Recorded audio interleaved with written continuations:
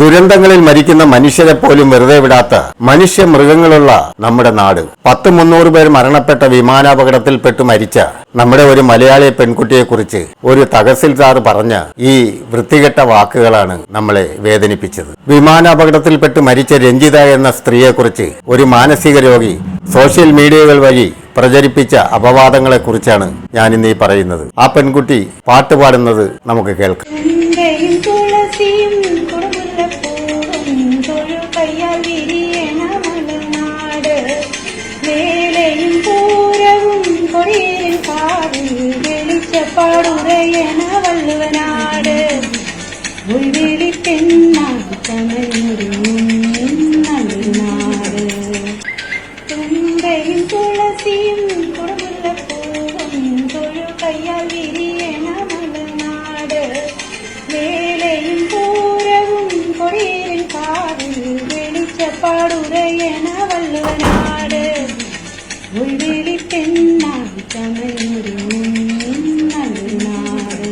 ഓരോ മനുഷ്യരും വിദേശ രാജ്യങ്ങളിലേക്കൊക്കെ ജോലി തേടി പോകുന്നത് അവരുടെ ജീവിത നിലവാരങ്ങൾ കുറച്ച് ഉയർത്താനും അന്തി ഉറങ്ങാൻ ഒരു വീടുണ്ടാക്കാൻ വേണ്ടിയൊക്കെയാണ്. ഈ പെൺകുട്ടിയാണെങ്കിൽ അവര് ദുബായിലും നാട്ടിലും ലണ്ടനിലും ഒക്കെ ജോലി ചെയ്ത് ഒരു വീടിന്റെ പണി നടന്നുകൊണ്ടിരിക്കുന്നതേ ഉള്ളൂ. അതിന്റെ പണിയാണെങ്കിൽ 75% തീർന്നതേ ഉള്ളൂ. അവർക്ക് ആ വീട്ടിൽ ഒരു ദിവസം അന്തി ഉറങ്ങാൻ പോലും കഴിയാതെയാണ് അവരുടെ ജീവൻ നഷ്ടപ്പെട്ട് അവർ പോയത്. ആ സ്ത്രീയെക്കുറിച്ചാണ് ഈ വികൃതമായ മനസ്സിന്റെ ഉടമ ഇങ്ങനെയൊക്കെ പറഞ്ഞത്. നമ്മുടെ കൊച്ചു കേരളത്തിൽ നിന്നും കോടിക്കണക്കിന് മനുഷ്യരാണ് വിദേശ രാജ്യങ്ങളിലൊക്കെ ജോലി ചെയ്യുന്നത്. അവരെ പോലുള്ള മനുഷ്യർക്കൊക്കെ ഇതുപോലെ എന്തെങ്കിലും ദുരന്തങ്ങൾ ഉണ്ടാകുമ്പോൾ ഇങ്ങനെയൊക്കെ പറയുക എന്ന് വെച്ചാൽ എത്ര കഷ്ടമാണ് എന്ന് നാം ആലോചിക്കേണ്ടതുണ്ട്. നാട്ടിൽ ജോലി ചെയ്യുന്ന ഇവനെ പോലുള്ള മഹാഭാവികളൊക്കെ മറ്റു മനുഷ്യരിൽ നിന്ന് കൈക്കൂലികൾ വാങ്ങിച്ച് രാത്രിയാവുമ്പോൾ മദ്യപിച്ച് തിമിരി പിടിച്ച് നടന്ന് ഇതുപോലുള്ള അനാവശ്യ കാര്യങ്ങളൊക്കെ സോഷ്യൽ മീഡിയകളിലൂടെയൊക്കെ പങ്കുവച്ച് സുഖിക്കുകയാണ്. അതുപോലെ അന്നുമല്ല വിദേശ രാജ്യങ്ങളിൽ പോയി ജോലി ചെയ്യുന്നവർ. അവിടെ ജോലി ചെയ്യുന്ന കാശാണ് അവർ കിട്ടുന്നത്. ഓരോ മനുഷ്യരും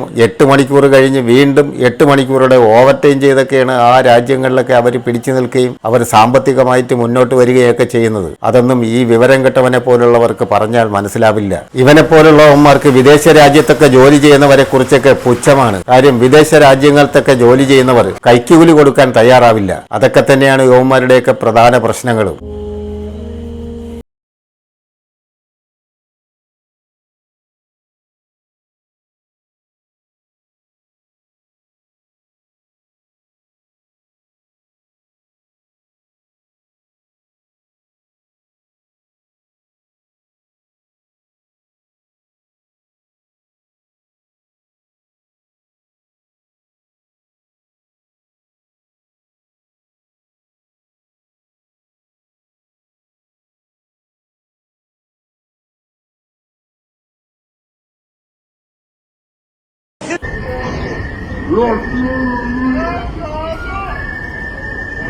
പത്ത് 300 പേരുടെ കുടുംബവും അവരുടെ കണ്ണീരുകളും 300 കുടുംബങ്ങൾ അനാഥമാവുകയും ചെയ്യുകയാണ്. ഒരു കുടുംബത്തിൽ തന്നെ 16 പേർ ഒരു കുടുംബത്തിന്റെ വേരറ്റ് പോകുന്ന അവസ്ഥയുണ്ടായിരിക്കുന്നു. ഒരു കുടുംബത്തിൽ നിന്ന് 4-5 പേർ മരണപ്പെട്ടു പോയിരിക്കുന്നു. ഇതെല്ലാം മനുഷ്യ ഹൃദയങ്ങളെ കീറി മുറിക്കുന്ന രംഗങ്ങളാണ്. തന്നെ ഫ്ലൈറ്റ് ചെന്ന് വീഴുന്ന ആ ബിൽഡിങ്ങിലുണ്ടായിരുന്നവർ മരണപ്പെട്ടത്. നിരപരാധികളായ ഡോക്ടർമാരോ അവരൊക്കെ ജോലികൾ കഴിഞ്ഞ് വന്ന് കിടന്നുറങ്ങുന്നതോ അല്ലെങ്കിൽ മറ്റെന്തെങ്കിലും ജോലികളിൽ ഏർപ്പെട്ടിരിക്കുന്ന സമയത്താണ് ഒന്നും അറിയാതെ അവരുടെ തലയിലേക്ക് ഇത് വന്നു വീഴുന്നത്. എത്രമാത്രം ദയനീയമായ രംഗങ്ങളാണ് ഇതൊക്കെ നമ്മൾ ചിന്തിച്ചിട്ട് വേണ്ടേ ഓരോ കാര്യങ്ങൾ സോഷ്യൽ മീഡിയകളിലൂടെയൊക്കെ പങ്കുവയ്ക്കുമ്പോൾ ആലോചിക്കേണ്ടതല്ലേ ഇതൊക്കെ. നാളെ നമ്മുടെ സഹോദരങ്ങൾക്കും നമുക്കുമൊക്കെ ഇതൊക്കെ സംഭവിക്കാവുന്നതല്ലേ ഉള്ളൂ. അപകടം ആർക്ക് വരും ആർക്ക് വരില്ല എന്ന എപ്പോഴാണ് ആർക്കെങ്കിലും പറയാൻ കഴിയുന്നത്? അവിടെ രക്ഷാപ്രവർത്തനം നടത്തുന്ന മനുഷ്യർ എത്രയെത്ര ബോഡികളാണ് വലിച്ചുകൊണ്ട് പോകുന്നത് നമ്മൾ കാണുന്നത്. സത്യമായിട്ട് പറയുകയാണെങ്കിൽ മനുഷ്യന്റെ ഹൃദയം നുറുങ്ങിപ്പോവുകയാണ് അത് കാണുമ്പോൾ. നമ്മളും എത്രയോ പ്രാവശ്യം,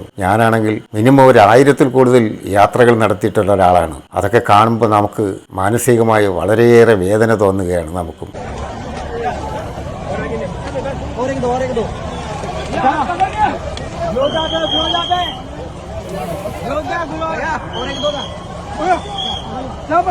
വിമാന അപകടത്തിൽ മരിച്ച രഞ്ജിതയ്ക്കെതിരെ, മലയാളിയായ നഴ്സ് രഞ്ജിതയ്ക്കെതിരെ മോശം കമന്റ് നവമാധ്യമങ്ങളിലൂടെ നടത്തിയ കാഞ്ഞങ്ങാട് ഡെപ്യൂട്ടി തഹസിൽദാർ എ പവിത്രനെതിരെ നടപടി എന്ന വാർത്തയാണ് ഈ സമയം വരുന്ന ഒന്ന്.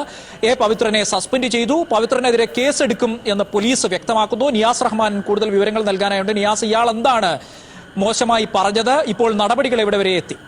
റാഷിദ്, വിമാനാപകടത്തിൽ മരിച്ച മലയാളി രഞ്ജിത നായർ, അവർക്കെതിരെ മോശം കമന്റാണ് കാഞ്ഞങ്ങാട് ഡെപ്യൂട്ടി തഹസിൽദാർ ഫേസ്ബുക്കിൽ ഒരു കമന്റായി രേഖപ്പെടുത്തിയത്.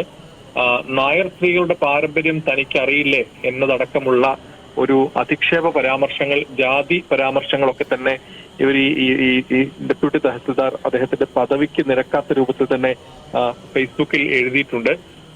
കേരള സർക്കാർ ജോലി നൽകിയ അവർ ലീവ് എടുത്ത് വിദേശത്ത് സാധനം തേടിപ്പോയി, കിട്ടേണ്ടത് കിട്ടി എന്നൊക്കെയാണ് ഇയാൾ കമന്റ് ചെയ്തിരിക്കുന്നത്. ഈ വിഷയം ശ്രദ്ധയിൽപ്പെട്ട ഉടനെ തന്നെ അടിയന്തരമായിട്ടാണ് നടപടി വന്നിരിക്കുന്നത്. കാസർഗോഡ് കളക്ടറാണ് ഇത്തരത്തിൽ അടിയന്തര നടപടിക്ക് നിർദ്ദേശം കൊടുക്കുകയും അടിയന്തരമായി തന്നെ സസ്പെൻഡ് ചെയ്യുകയും ചെയ്തിട്ടുള്ളത്. എ പവിത്രൻ എന്നാണ് കാഞ്ഞങ്ങാട് ഡെപ്യൂട്ടി തഹസിൽദാറുടെ പേര്.